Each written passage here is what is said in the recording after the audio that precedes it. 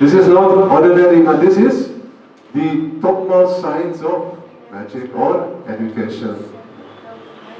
So here we see Krishna wants to enjoy more. He's not satisfied, only Apta Kam. Can you imagine if there would only be Apta Kam and Atmaram? Where would we be? Yeah. We would simply be sleeping, without any activity. But fortunately for us, Krishna has some more desires. He wants to experience more and more happiness. So in the transcendental world, he's happy with Lakshmi Devi. He's more happy with Sita Thakurani. And then he becomes more happy in Dwarka. Can you imagine being married to 16,108 queens? Very easy for Krishna. He manifested himself in 16,108 forms. And none of these forms were identical with the other. One time Narada Rishi, he wanted to check to make sure that Krishna didn't cheat. Is he really present in each and every palace and behaving in a different way? Like some yogis, they have also this power. We heard about, what was his name? Sobara Rishi. He wanted to marry. He was so overcome by material sense, enjoyment, lust. After he made some offense, when he was meditating to a great devotee. Then he jumped out of the water. He was submerged in the water for how many years?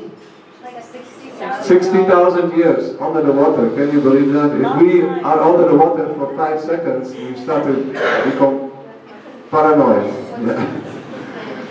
So 60,000 years under the water meditating. And he made some offense to Garud. Then he became overwhelmed by material desires. He jumped out of the water and once ran to the first nearby palace, and he asked the king, please, I want to marry your daughter. And we heard the story. Then he married with 50 princesses. But with each princess, he had to behave exactly the same way, because he could only manifest copies of himself. When his right arm would go up, all 50, their right arm would go up. So you can imagine what an experience it would be for the princesses. Very frustrating. But Krishna is not like that. Krishna, 16,108 different forms. Narada Rishi wanted to check that, and he also has potency to manifest in different forms. So he went at the same time and entered different palaces. And then he saw Krishna in one palace playing chess with Rukmini. In another palace, he was respecting Mahaprasadam. Another palace, he was playing with his children. So Narada Rishi was so overwhelmed with the beautiful manifestation of Sri Krishna's pastimes in Dwarka. But still Krishna is not feeling that I am completely happy here. There is still, everyone thinks I am the Supreme Personality of Godhead. How can you be happy if somebody constantly tells you, how you're so great, you're so great? Krishna says, I want to be in a situation that they completely forget that I am the Supreme Personality of Godhead.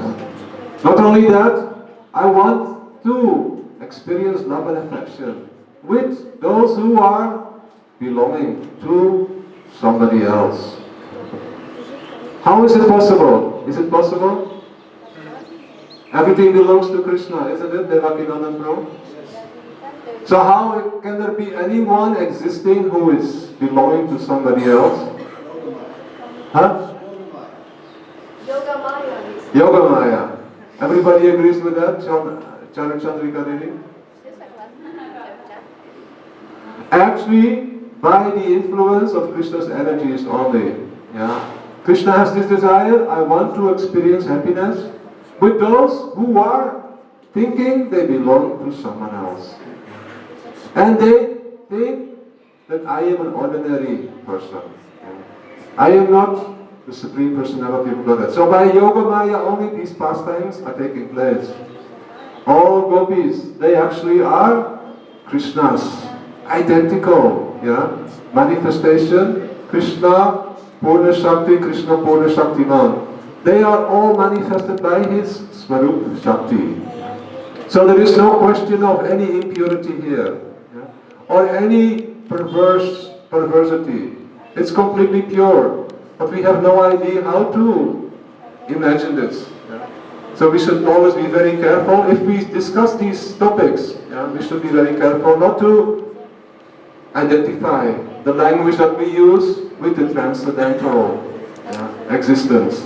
But we are giving an entry by the great mercy of these transcendental, most powerful teachers into the realm of pure existence, where there is only pure love and affection. And this is what they want to bring and give us. This is their mercy, as Gurudev said. This is real mercy. Not that Gurudev wants your money. Oh, I need to print a book, or I need to build a temple. Please give me your money.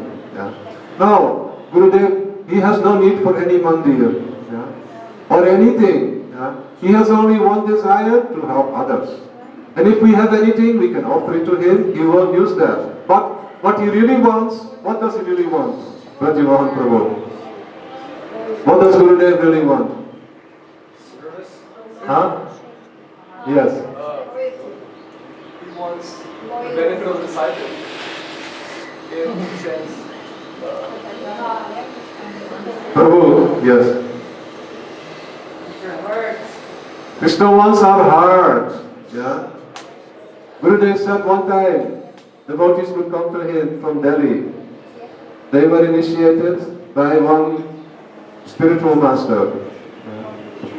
And they were going to darshan of Radha Krishna in Vrindavan. But they had heard how beautiful Gurudev would speak Harikatha. And they could not check their heart. They heard from their friends, please come to Seva Kunja and be with us in the mandir of Sri Rup Sanatan. And there Srila Bhaktivedanta Narayan Maharaj, he speaks such sweet Harikatha. You cannot imagine. It is true Anand. Gurudev said, what can I do? Everyone is attracted to me. Sometimes his godbrothers and devotees from other Gaudiya Maths, they will tell, don't speak these things. You should speak only about, don't do this, don't eat meat, don't have any relationship with anyone in this world. Everything is Maya. Only chant Hare Krishna. And work hard, distribute books and build big temples. Gurudev said, you can all continue to preach like that. No harm for me. Especially they said we should not speak about Raganuga Bhakti. And don't speak about the pastimes of Radha and Krishna. Gurudev replied, they had a big meeting. And they all came together, all Gaudiya Maths. And they said to Gurudev, please don't speak like that. It is not good. What happens if you speak those topics about Radha and Krishna's beautiful pastimes to an audience who is completely identifying themselves with this material world? It is against ras. It is some type of rasabas. It is not helpful for the audience. And it is not proper for the speaker also. Gurudev said, what can I do? I have learned from my transcendental Guru, from our Guru Parampara, that if we do not give this thing, it will go lost forever. So I'm taking the risk that so many may not understand. But I will do my best to qualify. But I cannot stop speaking about these beautiful, transcendental, wonderful pastimes of Radha and Krishna. And what can I do if they are attracted to me? He said, you should not be worried at all because you are all in the majority. All of you should preach, continue to preach about Vaidhi. Vaidhi, don't do this, follow all the rules and regulations, give up any bad association. Then he said, all of you are in majority and I am only alone. You should not be afraid of me. I am very tiny and weak. He said, don't worry. Yeah. But when Gurudev would start speaking in their assembly also, Harikatha, their heart would become so charmed and attracted. So they said, really, yeah, what you are doing, none of us can do. Yeah. You are really empowered to instill that very same thing that Rupa Goswami, Srila Vishwanath Chakravarti Thakur, Srila Bhakti Vinod Thakur, Srila Bhakti Siddhanta Saraswati Prabhupada, our Guru Parampara wanted to give. You are empowered to give this. And Gurudev said, I want that this should not go lost. Yeah, it should be in this world in authentic way. So these devotees from Delhi, they would come and hear Harikatha from Gurudev. And they said to Gurudev, listen, after they came for a few weeks, and they started to become very inspired. They said, Maharaji, we have one problem. Then Gurudev replied, what is your problem? He said, we are initiated by our spiritual master. And he told us, don't go anymore to see Srila Narayan Maharaj. But they said, we cannot stop anymore. We are too much, we are caught. Yeah, we are too much attracted. When you taste honey, you cannot give it up anymore. So sweet. So Gurudev said, listen, you do one thing. Yeah. You go back to your spiritual master and you tell him that we will give all our money to you. But we will give our heart to Srila Bhaktivedanta Narayan Maharaj. Yeah. And you will see that he will become very happy. Yeah. So they did that, and sure enough, yeah, the spiritual master said, okay, you have won, yeah, we should continue to go. And hear Harikatha from Srila Narayan Maharaj. But who can change the heart? That is real Guru. This is very important. In Kali Yuga especially, there are many gurus. Shiva taught to Parvati. Yeah. There are many gurus in this age of Kali who are expert at emptying your pockets. Yeah. But very rare that guru who can take your heart and make it completely fragrant and pure and so attractive that Radha and Krishna and their associates will come in your heart. So that guru belongs to Krishna's manifestations. Yeah? Lord Krishna enjoys by manifesting himself as the spiritual masters who come in the line of Srila Rupa Goswami path. So how lucky we are. Now we will continue to read. Yeah? Srila Krishnadas Kaviraj Goswami and Srila Gurudev's presentation of his. In this Chaitanya Charitamrita verse, Srila Krishnadas Kaviraj explains that Krishna manifests in this world in 6 features. As Krishna himself, as 2 kinds of Guru, as the Bhakta, his devotee, as Shakti, his energy, as an avatar, his incarnation, and as Prakash, his manifestation. The 3rd and 4th chapters of Chaitanya Charitamrita Adi Lila describe the purpose for which Sri Chaitanya Mahaprabhu and the Acharyas in our disciplic line of spiritual masters, Parampara, have come to this world. However, in order to understand this most important subject matter, it is necessary to understand some background information about Krishna's manifestations. We have heard that Gurudev and Krishna himself, Sachinandana Gaurari, come to distribute Prem Ras, Niryas, Korete, Ashwadam, Raga Marga Bhakti Lote, Korete, Pracharam, to distribute the process of Raga Nuga Bhakti, to preach that. That is why Sri Sachinandana Gaurari has manifested.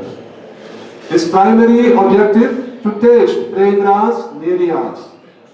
Therefore he is called Rasik Shekhar Parama Karun. Most merciful, how to distribute that happiness in the transcendental world, which is the complete, final end of the spectrum of his experience of happiness. So much final that it constantly increases. Yeah? There is no limit to the ecstasy and transcendental emotions that Sri Krishna experiences when he engages with his intimate associates in Vrindavan, especially gopis, especially Srimati Radhika.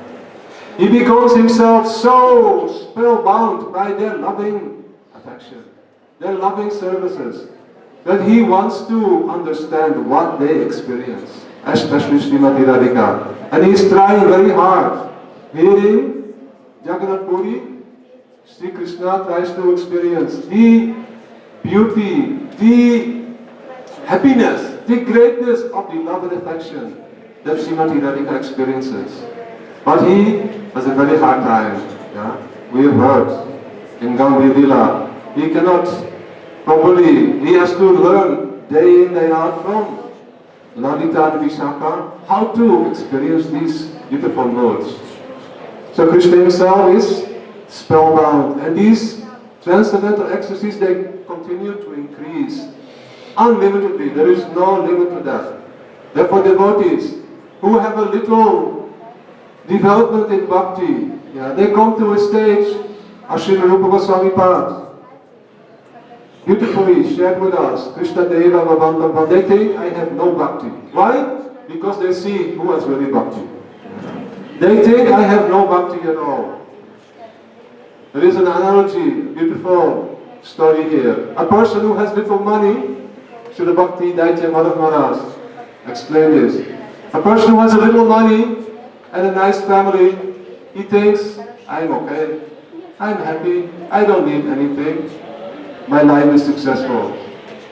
A person who has a lot of money, he thinks, I need more money. He never thinks I have enough. I have 1 million now, I should get 10 million. Oh, my neighbor, my friend, he has 20 million, I should get 30 million. And they always greedy. Even if they have billions and billions, like some persons are so filthy rich, but still they cannot stop collecting more money.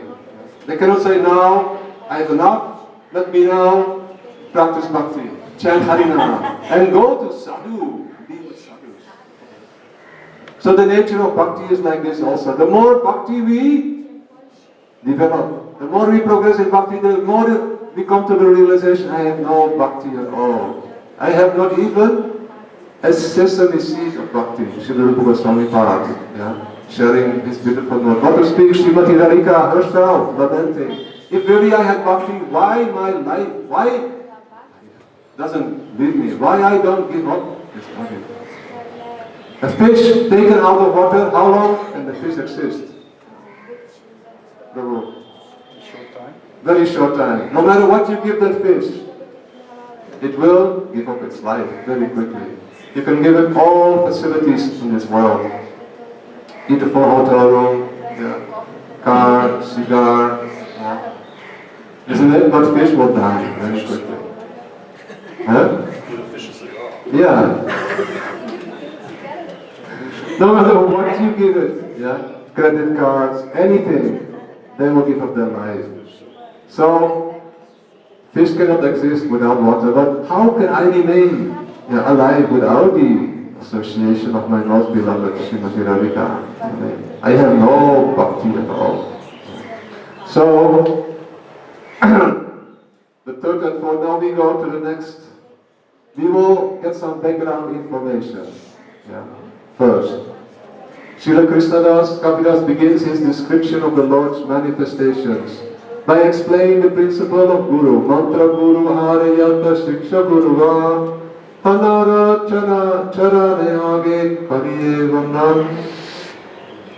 I first offer my respectful obeisances unto the lotus feet of my initiating spiritual master and all my instructing spiritual masters.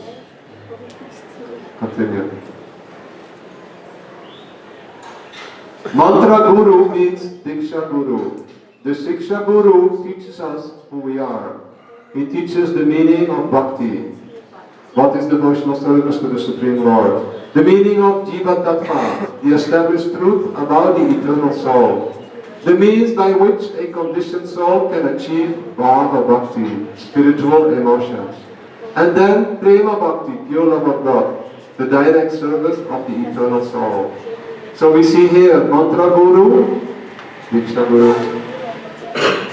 Shiksha Guru teaches us. Yeah. So who is more important? Go to the next slide. Srila Rupa Goswami Pad is telling, the real bhakti is prema bhakti, pure loving service to Sri Krishna. In Bhakti Rasamrita Sindhu, Sri Rupa Goswami Pad states, this is the topmost definition of pure bhakti. Sri Rupa Goswami Pad, he is the topmost Shiksha Guru. Gurudev telling that all Gurus in our Guru Parampara, they are all assistants and followers of Srila Rupa Goswami Pad. To whatever degree we have some realization, we can help others also and fulfill the prophecy of Sri Sachinandana Gaurahari that we should all become Gurus and accept, those who are eager to progress in bhakti, accept them as students to encourage them to move forward. But who can really deliver that thing which we are hankering for, which we are so much in need of? Only those who possess that are the transcendental perfect Diksha Guru and Shiksha Guru. So Anavilasita Sunyam, Jnana Karmadi Anamritam, Anukulyena Krishna Anushilanam Bhakti Uttama. What is Uttama Bhakti? We have mentioned this in the previous seminar also. It is that bhakti which is only meant to make Krishna happy. Now we have heard where Krishna is the most happy. Brajaman Prabhu, where Krishna is most happy. Where? Vrindavan. In Vrindavan. Why? Because he is with his associates who love him the most. He forgets completely that he is God there. There even his associates, they pray to God. Can you believe that? His father and mother, they pray to God. Please protect our son. He should always be happy. Nothing should happen to him. They have Murti of Narayan. And they pray, please, God protect our son. And he, who is that son? Supreme.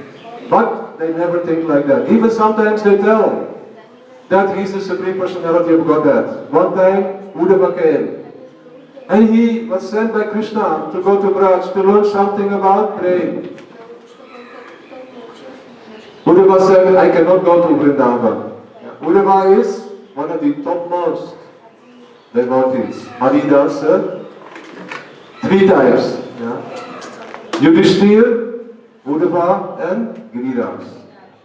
So Uddhava, Krishna says, you are more dear to me than Lakshmi Devi even. Intimate friend, counselor, minister, everything. In Mathura, Uddhava is with Krishna always. And Uddhava was thinking, Krishna sometimes, he seems to be very unhappy. He's roaming on the top of the roof of his palace in Mathura. What is the condition of his heart? Krishna is thinking, I don't know how to share. I am all alone. Braja Gopis, they are experiencing separation from Krishna in Vrindavan. But they are able to share with so many. If you share something which is painful, it becomes more easy to tolerate. And after some time, it becomes a source of inspiration, that somehow or other our lives should continue. And we should continue to perform activities that we will be sure of that our most beloved, who has left us, he should be happy with our activities. But Krishna, who could he share his separation with? Nobody. So he told Uddhava, please go to Vrindavan and learn something about praying. If Uddhava would learn something about praying, then he would come back and Krishna would be able to share with him the moods of separation that he constantly experienced in his heart. Then some relief may come, Krishna was thinking. So he said Uddhava to Braj. And Uddhava said to Krishna, I cannot live without you for one moment even. I cannot go to Braj. Krishna says, you should understand. Here in Mathura, I am only 1,000% here. In Braj, I am completely present. Here, I am not even for 1,000%. Yeah, I am present here in Mathura. And Uddhava thought, I should follow his instruction. He went to Vrindavan and he met first with Nanda Maharaj and Mother Yasoda, and he saw they were weeping, weeping, weeping. So much so that their whole house was filled with cobwebs. The pots that were used for cooking, but they were turned upside down, also completely infested with cobwebs. They hadn't cooked for how many months? Yeah? Since Krishna had left Braj, they were only weeping and weeping and weeping. Even to the extent that they had no more tears. Their tears had completely been exhausted. And Uddhava was so surprised. They are weeping, how fortunate they are. They are weeping for Krishna. Isn't that the most glorious thing, to weep for the Supreme Personality of Godhead? To feel separation. What are we experiencing? Gurudev says we are experiencing nothing, yeah, for Krishna. Sometimes, Gurudev said, if we are lucky, we feel separation for our Gurudev. Yeah. Then we are most fortunate, he said. And those devotees who feel separation from their Gurudev, he said, they can easily progress in bhajan. But Uddhava, he was thinking, how fortunate they are. They're weeping for Krishna. I should stop them and tell them how lucky they are. Or maybe I shouldn't stop them, because then they will stop weeping and then their fortune is broken. Yeah. But something I should do, he thought. Then he said, maybe I should tell them that you are so lucky. Yeah? You are weeping for Krishna, the Supreme Personality of Godhead. So Uddhava thought, let me venture and tell them, congratulate them. So he stopped and said, how lucky you are, he said. I've come with a message. You are so fortunate, you're feeling separation, weeping for the Supreme Personality of Godhead. Nanda Maharaj said, what are you telling? Yeah? We are weeping for our son. He's our son, and now you are telling that he is also the Supreme Personality of Godhead. How unfortunate we are. We had the Supreme Personality of Godhead himself as our son.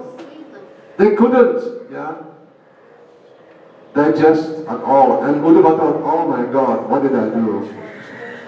So like this, we are hearing, yeah, from our Guru Pada Padma, yeah, that Krishna in Vrindavan, nobody accepts him as the Supreme Personality. Even if they tell, yeah, that he's the Supreme Personality of God, they don't believe. They say he is our son. He is our friend, our most beloved. So this is the topmost happiness, yeah, that can be experienced, and our Guru Parampara invites us to enter that realm. Yeah. It is unimaginable how fortunate we have become. Yeah. That is called Uttama Bhakti, to bring happiness to Krishna in Vrindavan. Yeah. But first, we have to understand, this definition applies to Krishna's manifestation. Ashri Guru, yeah, who is Ashraya Bhagavan, or Ashraya Guru Tattva. Now Ashraya Krishna, Visaya and Ashraya Krishna. There it means that he is Krishna himself accepting, yeah, the beautiful picture of giving shelter, yeah, to those who want to develop love and affection for Krishna, and bestowing upon them that love and affection. There should be no any material desires, no any inclination towards activities that entangle us in the world of karma or the world of mental speculation. thinking that I can figure on my own how to understand this process of bhakti. Yeah, I'll go and do some impersonal meditation. Yeah, I'll go to the Himalayas or anywhere, have a break from all these devotees because they are bothersome. Yeah, it's not easy to live with devotees, but there is no better way to purify our consciousness. But devotee association should be ideal. That is the part of sadhana bhakti, to engage in that which is favorable, to be with devotees who are ideal and affectionate and kind to us. So we continue on the next one. 10 minutes. Huh? I want to open the floor for questions. Brida Didi has a question. That's mantra guru and siksha guru. Yes. So you emphasize that siksha is more important Yes. than the mantra guru. What is the purpose of the mantra guru? Yeah, we mentioned briefly that mantra guru and diksha guru or shiksha guru. We mentioned briefly that shiksha guru is most important. We'll come to that Sometimes it's stable, right? little later also. Srila Gurudev will explain this. But then on the other hand, mantra guru and shiksha guru are not different. If we see in our own history, Srila Bhaktivedanta Goswami Maharaj, he has given initiation to so many devotees. And he told them, you all go to accept guidance, education, training from Srila Bhaktivedanta Goswami Maharaj.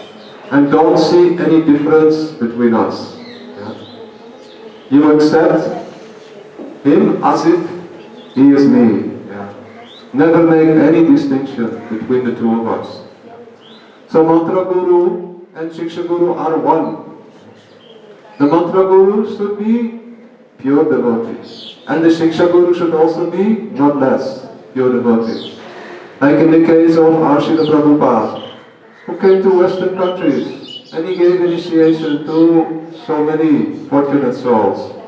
But many of them, they had no opportunity to learn what is the process of bhakti, really. Although their godbrothers helped them, and the scriptures, they also helped them.